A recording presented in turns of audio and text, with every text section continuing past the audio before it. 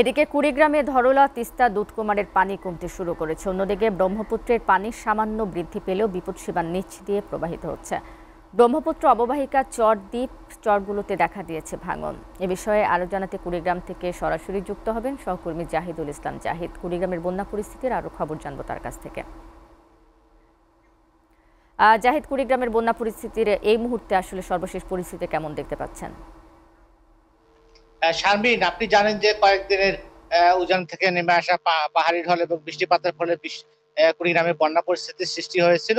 এই বন্যা পরিস্থিতির কারণেই কিন্তু কুড়িগ্রামের ৯টি উপজেলার প্রায় নিম্নাঞ্চলের বিভিন্ন আহ, আহ, এলাকায় পানি ঢুকে পড়ে এবং সেখানে অনেক ফসল তলিয়ে যায়। এবং আমি সকালে কৃষি বিভাগের উপপরিচালক, কৃষি সম্প্রসারণ অধিদপ্তরের উপপরিচালক আব্দুল্লাহ আল মামুনের সঙ্গে কথা বলেছি। তিনি আমাকে জানিয়েছেন যে গতকাল পর্যন্ত প্রায় ৬৭৫ হেক্টর জমির ফসল কিন্তু পানিতে নিমজ্জিত হয়েছে। আপনি দেখতেই পাচ্ছেন আমার পিছনে বিস্তীর্ণ এলাকা, এই এলাকাগুলো কিন্তু রূপামন রয়েছে এবং পানির নিচে তলিয়ে রয়েছে।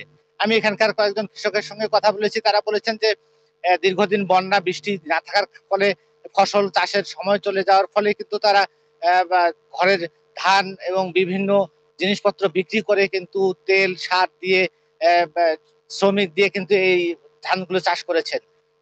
এই পরিস্থিতিতে কিন্তু তারা হতাশা ফিল করতেছেন যে এই এত কষ্ট করে এত আহ, ঘরের খাবার নষ্ট করে তারা ধান লাগালেন, সে ধানও কিন্তু পানির নিচে তলিয়ে আছে।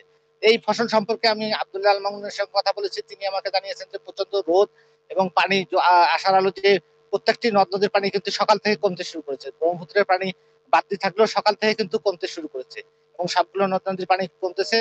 তিনি আমাকে বলেছেন যে যদি দ্রুত এই পানিগুলো নেমে যায় তাহলে হয়তো রূপা আমাদের তেমন কোনো ক্ষতি হবে না, কিন্তু যদি পানি নেমে না যায় এই রোদের তাপে পানি গরম হয়ে এই ফসলগুলো কিন্তু নষ্ট হওয়ার উপক্রম হবে, এমনটাই তিনি আমাকে বলছিলেন।